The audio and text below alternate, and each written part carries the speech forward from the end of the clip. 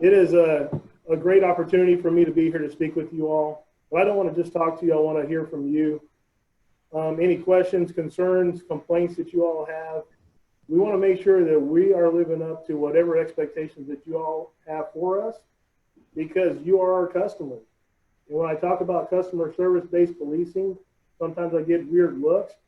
But really, when you think about it, it's no different than you going to a restaurant. If you go to a high-end restaurant and you get a bad meal, hopefully you're going to have to talk to the manager and send the food back and get it the way you want it, because you spent a lot of money on the meal. So when I look at policing, I look at it in the kind of the same vein. Through your property taxes, through everything that you do on a daily basis, through your work, you guys are paying it forward for us to be able to do what we so much enjoy. So we want to make sure that we're doing our best for you and keeping you safe at the top of that list. Because we know if Denton's not safe, then the economic challenge is going to drive away people from moving to our city, which is going to directly impact all of you on this call today, which is going to further deteriorate our community, and you see where that's going. So unless we're safe and sustainable, we're not going to be a vibrant community that we all love and enjoy so much. So do y'all have any questions for me before I go on any more about kind of where we're at with the pandemic 1.5, it's not even 2.0 yet, and then the protests and everything that's going on locally? Gosh, that's really my question I came with is how have these past few months been different? I know it's got to be hugely different for you guys.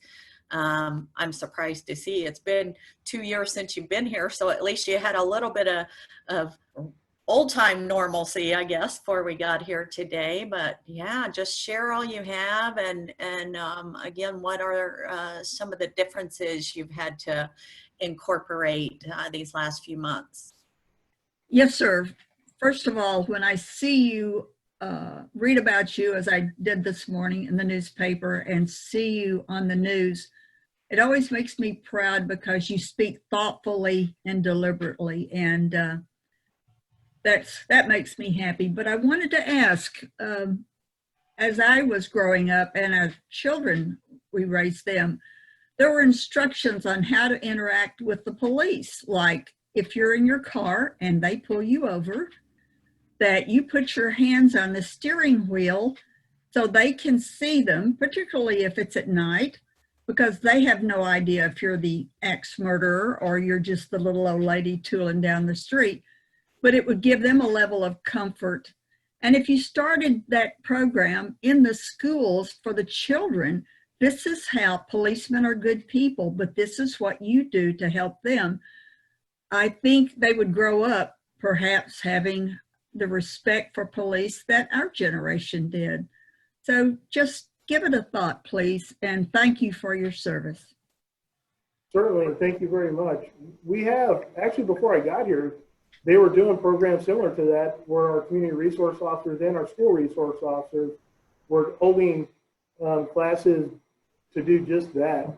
Because really, when you look at the change in our community over the last 5 years, but definitely this year, it's really being disconnected from that 18 to 25, 27-year-old range. Mm-hmm. And that's where we really have to be more intentional about getting them involved with us to make things better for both sides, the police and the community. Thank you. Matt, do you have a question? I do. Hi, Chief Dixon. What are your challenges with panhandling in the city limits of Denton?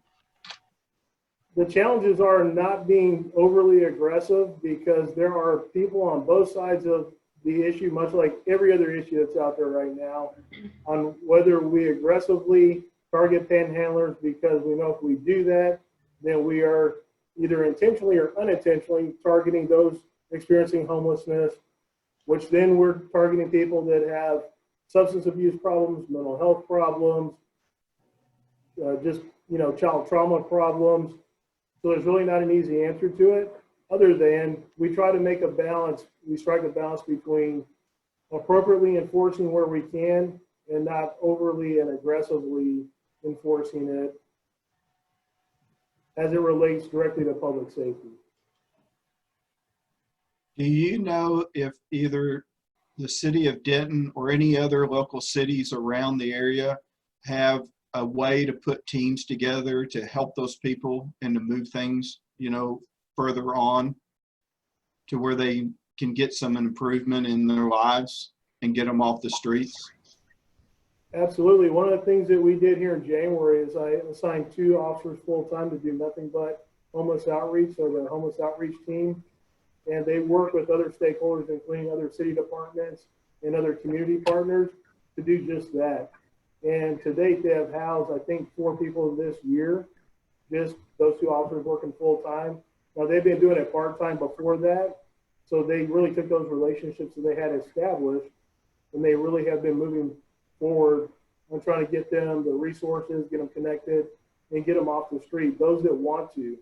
I think one of the most uncomfortable conversations to have around homelessness is there's some people that really will tell you that they enjoy that lifestyle, which is nothing wrong with it. We just have to be careful that we're not overly criminalizing the fact that people are experiencing homelessness compared to everyone else out there, but still connecting them to mental health resources and other lifestyle resources that we can. So even if we don't get them off the street, we can still get them the help. Excellent. And Mr. Dixon, how has, if at all, the recruiting of new officers and staff members, have you seen a change there, or what's that looking like? We have not seen a change as of yet. We have 6 cadets that are about to start our police academy here this month. We have not had a slowdown. We're going to have another civil service exam in September. That's where I think we're going to either see the numbers drastically go down, stay the same, or go up. And I'm really hopeful that we start turning the tide in the narrative on policing, because the truth of the matter is you, the community, don't want to do away with the police. You just want good policing, right? I think we all want that, including those of us that wear badges and uniforms. We want that as well. The last thing we want is to do things that makes our jobs harder, makes our lives harder, and then collectively just makes our society worse. Great points.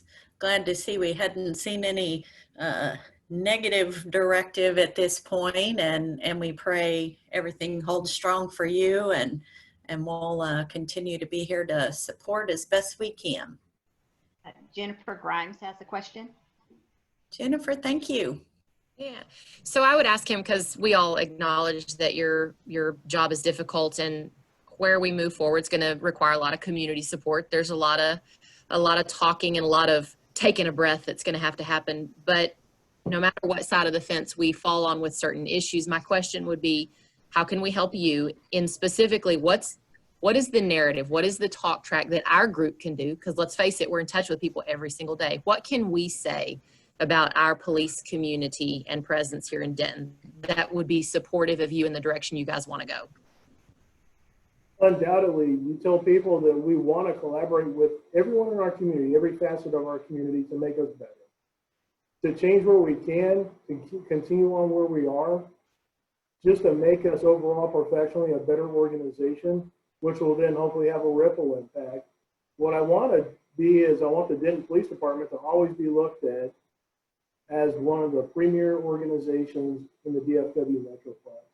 And then we have people following our lead. Because of our size, we're not having to follow Fort Worth or Dallas. We're doing things innovative enough that they're going to start stealing our ideas from us. But that's going to take all of you working with us to do that. So come in, get in contact with us, come up here and tell us some ideas that you have, because that's really where we need to go. And please vote. This election in November is going to probably be the biggest election, definitely in my lifetime, because it's going to impact state, local, and federal races across the board.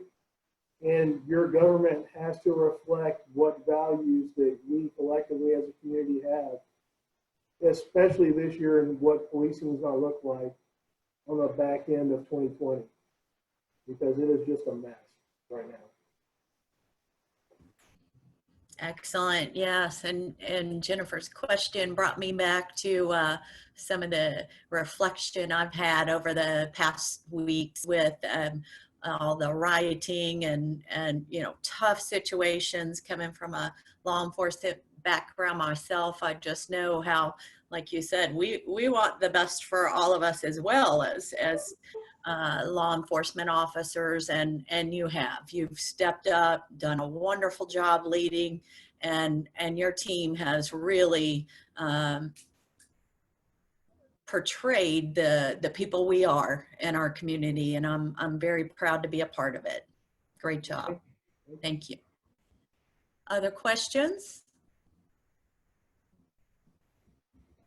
Okay, well, let's move into kind of your update of our community and statuses and so forth, if you would, please. So as we all know, this year started off really quickly with the COVID pandemic hitting us. We were very lucky through March and April and into May of not really having any drastic impacts here locally. We were very aggressive as a department with our mandatory wearing of PPE, or personal protective equipment for our officers very early on. We were very aggressive in sending home non-essential personnel, both sworn and civilian, to work from home very early on. And with that, I think we dodged some of those cases that we saw. We all know the end of May, we started opening Texas back up, and about a week later, the George Floyd incident happens in Minneapolis. And then we go straight into just mass protests like we have never seen before as a nation. What that did was it really put a lot of frontline workers, not just police officers, paramedics, firefighters, Denton Municipal Electric workers across the board immediately out in harm's way with not just the protesting, but now we have the pandemic taking a sharp increase up. And we have started to see in the department now about 6 people that are positive right now, both sworn and civilian, and then about 10 others that are currently being quarantined to make sure that they don't have it. So we are kind of dialing things back. We have now closed our lobby back off again. You can't come into the lobby. We're doing a lot of reports over the phone. You can do them online now. So if you need a report for something minor, then you can do that in lieu of having a police officer come out. We have started again sending people to work remotely from home. One of the best takeaways from 2020 is leveraging technology to do exactly what we're doing right here. The bad thing about technology is you can't get away from work now because you can do what we're doing right here, right? So it's great to work from home, but it's horrible to have to try to work from home, especially those of us that are parents, because the idea of being able to be at home and work close proximity of your family is great in theory. A 4-year-old and a 6-year-old don't really understand that, hey, daddy's on a phone call, you can't come in the office to work, so play with me right now, we'll play in a little bit. So, you know, when you're talking about schooling, we've seen our kids miss almost a half a year of school. Most didn't come back from spring break. We don't know what that's going to look like going into the next school year in August. Are we going to start on time? Is it going to be a hybrid of kind of a mix of in class and at home, or is it going to be completely distance learning? So we have some societal challenges coming up that are being very heavily debated. One of the most heartbreaking things for me personally that we continue to see nationally is people feeling like they have to choose one extreme side or the other when it comes to where law enforcement should be right now. The truth of the matter is it's somewhere kind of in the middle. Are we completely broken as a law enforcement profession? Absolutely not.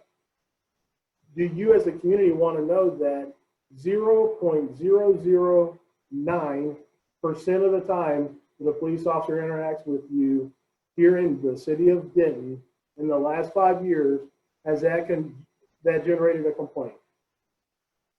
Over 500,000 calls for service, and we have generated about 500 complaints in a 5-year period.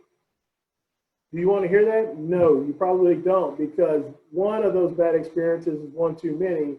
But when you look at it in its totality, we have a really good police department here, and we have for a long time. Can we do things a little bit better? Absolutely we can, and we're striving to do that. But we have to focus on the positive and not get sucked into the negative. Because there's things in every background you can think of where we can get better collectively, and that's just one of them.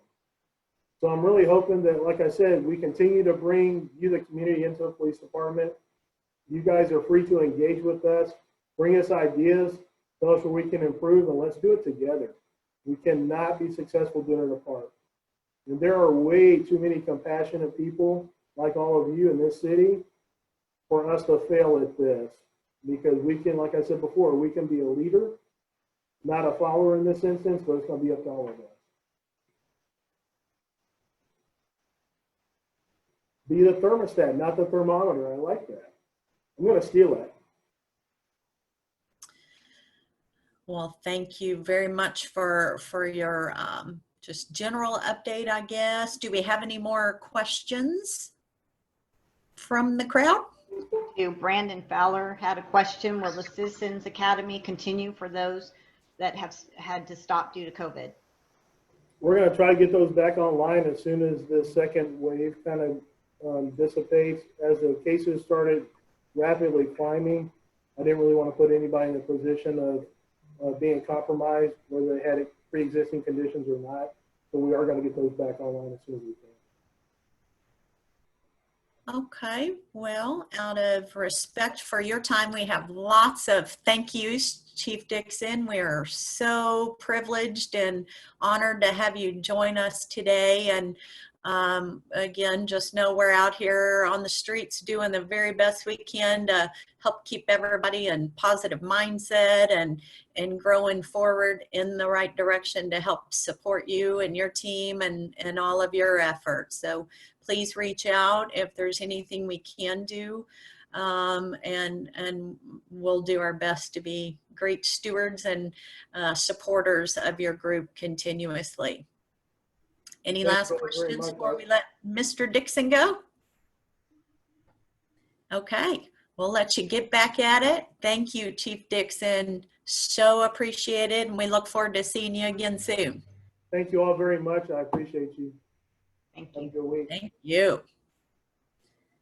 I want to make sure you guys noticed too that yesterday, I believe it was Inman News, put out a report, and the first report I've seen of a real estate agent being fired for not disclosing someone. He took a listing. The sellers had contracted COVID-19. The listing agent was aware, however, still allowed open showings, I believe even an open house, if I'm not mistaken, at that property without disclosing that information to folks that chose to visit the property. So I wanted to kind of bring to the forefront again, our level of expectations is again to remain at the top echelon of our industry and do the very best we can.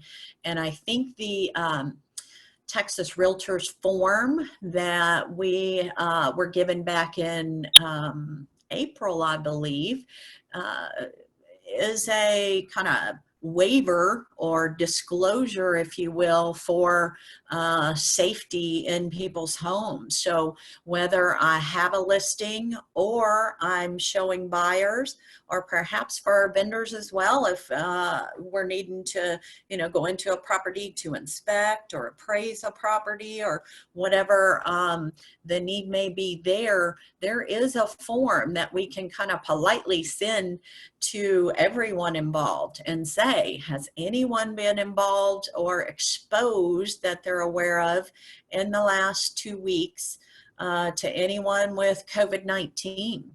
And I applaud our Texas Realtors for creating that form, most importantly, getting it out super early for us so we can make that part of our day-to-day practice.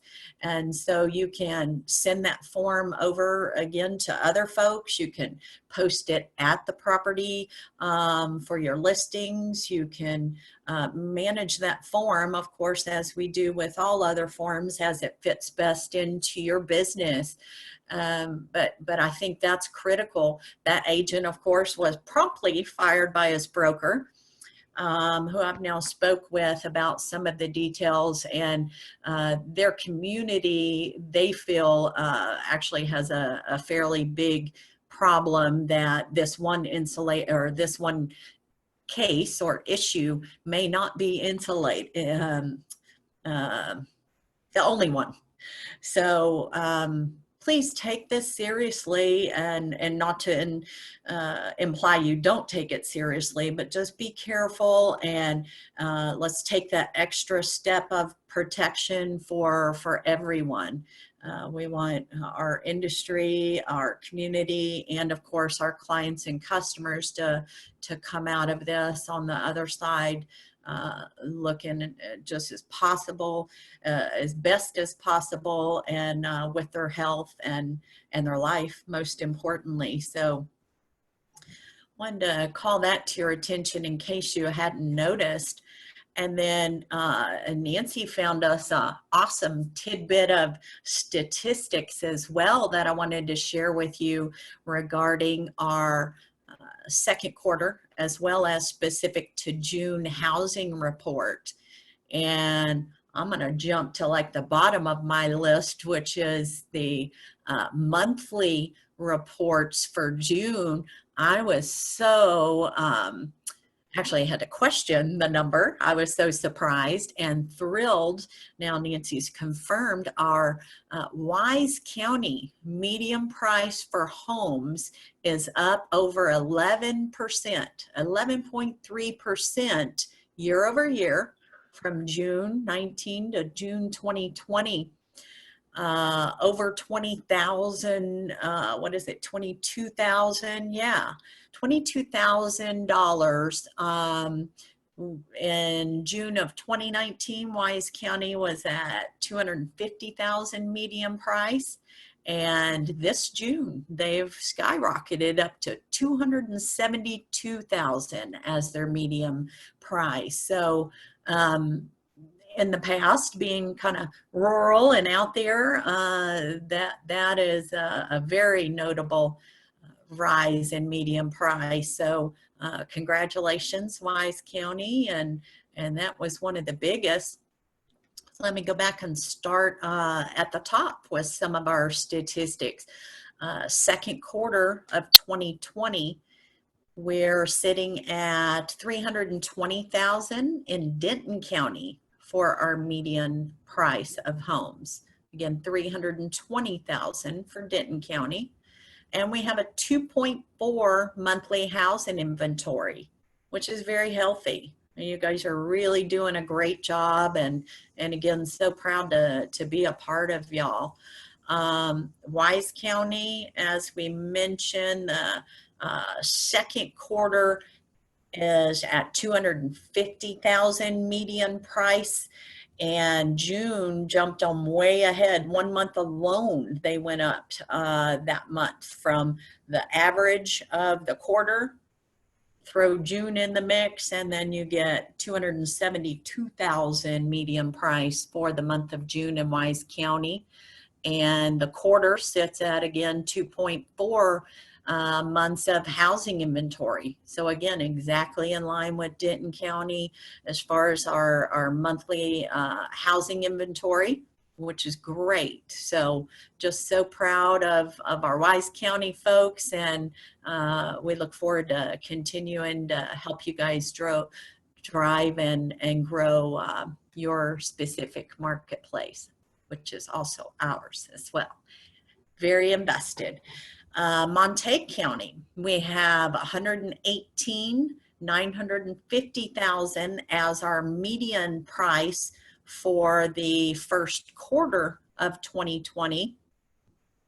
4.3 months of housing inventory.